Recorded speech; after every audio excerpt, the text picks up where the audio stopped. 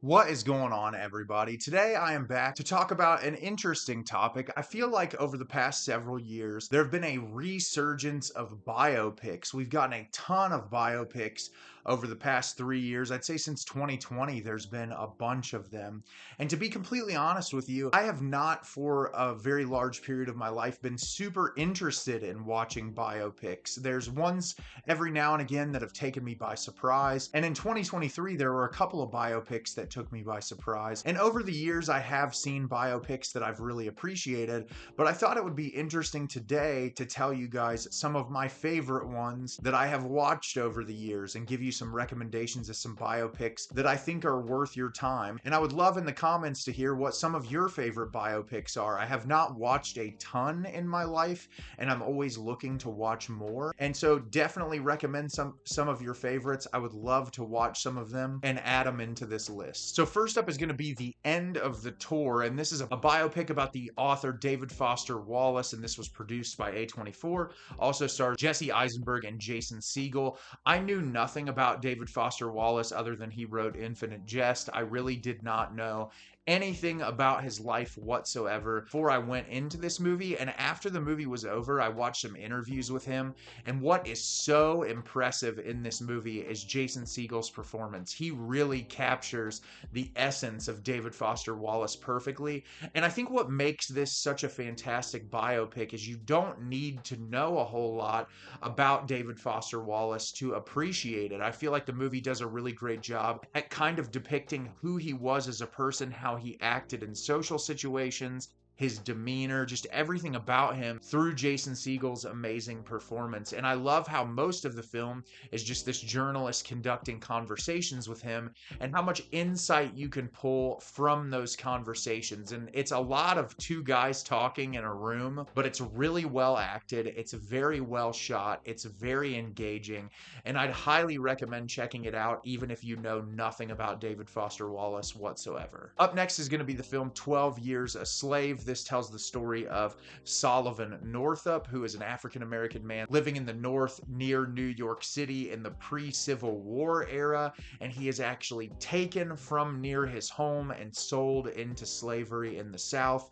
And this tells the legitimate story of what happened to him for 12 years while he was enslaved away from his family. This is probably one of the most heartbreaking films I've ever watched. The depiction of the horrors that Solomon and the other slaves where he was suffered at this period in time is absolutely horrendous. It's terrifying. Steve McQueen depicts this in a way that feels so hyper realistic, and it's just horrifying to think that human beings experience this because of the hate in people's hearts and treating people like they're not people.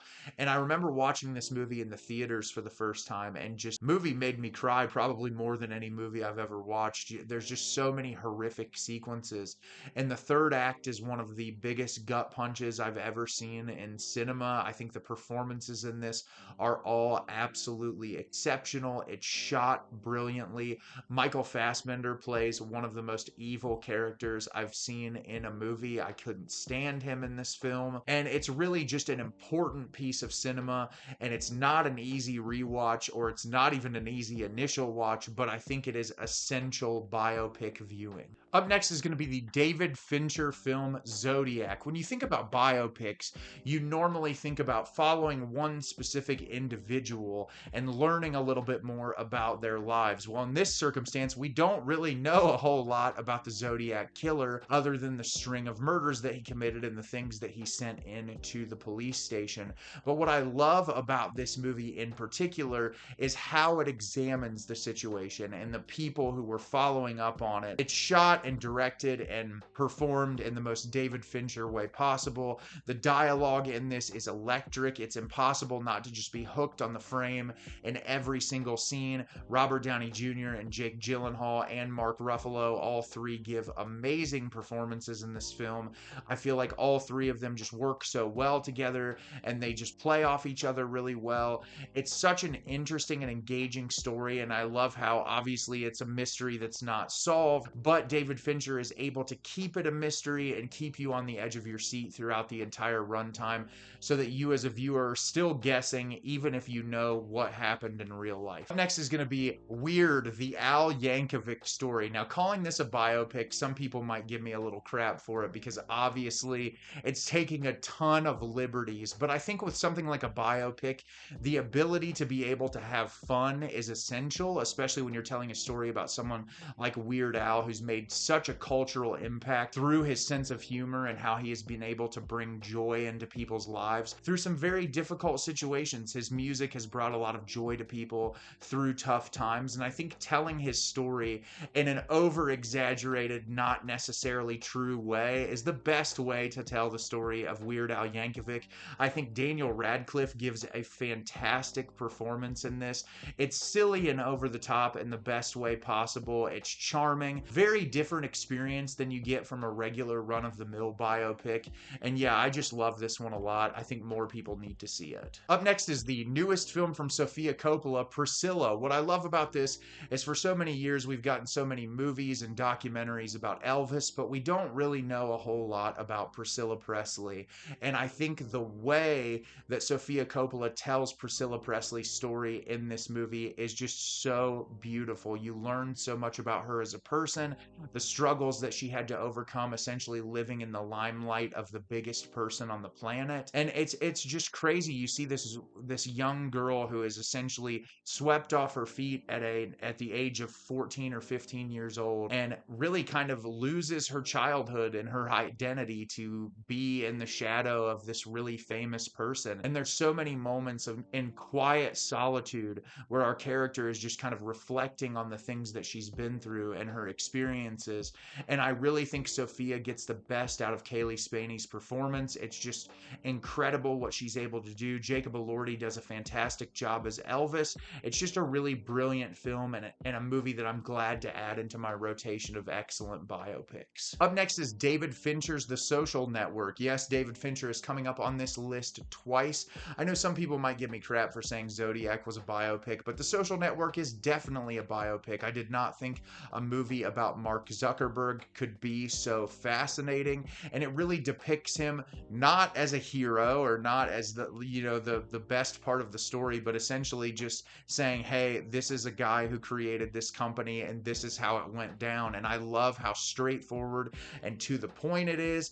It's so well acted. The dialogue in this movie is phenomenal. The character interactions are great. David Fincher is just one of the best directors to ever do it, and this is proof why, that he is able to tell this story in a way that is so captivating and engaging.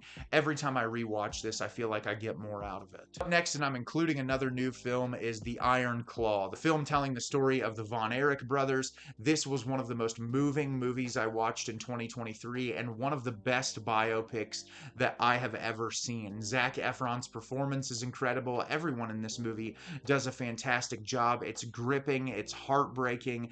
The dialogue sequences are incredibly well written. The cinematography is brilliant in this movie. There are so many shots that are just etched into my brain from this film. It was a big surprise in 2023 for me, and a movie I'm really happy to add into my rotation of biopics. And then lastly, one of my favorite biopics I've watched in years is the film Spencer, starring Kristen Stewart as Princess Diana. When you think about biopics, you often think about how, you're trying to showcase who this person is through a very specific set of events. And we get this period over Christmas where Princess Diana is going to go to this dinner to visit with her family, and we really see the struggle that she has with fame. She doesn't really want to be in the limelight. She just wants to be a mother to her children. And I think Kristen Stewart gives an absolutely amazing performance because so much of it in this movie is not through her dialogue. It's through close-ups of her face and us really experiencing these situations with her and understanding her trauma and the things that she has been through. The cinematography in this is absolutely incredible. The score from Johnny Greenwood is one of my favorite scores of all time. It accompanies the film brilliantly. I think Kristen Stewart was easily a front runner for Best Actress for this film. She was absolutely amazing. And it's a movie I recommend to virtually everyone who is not a big fan of biopics, because I feel like it's an easy way to get you into biopics. So, what are some biopics that you love? Let me know in the comments. I would love to know what biopics you love watching so that I could add them into my rotation.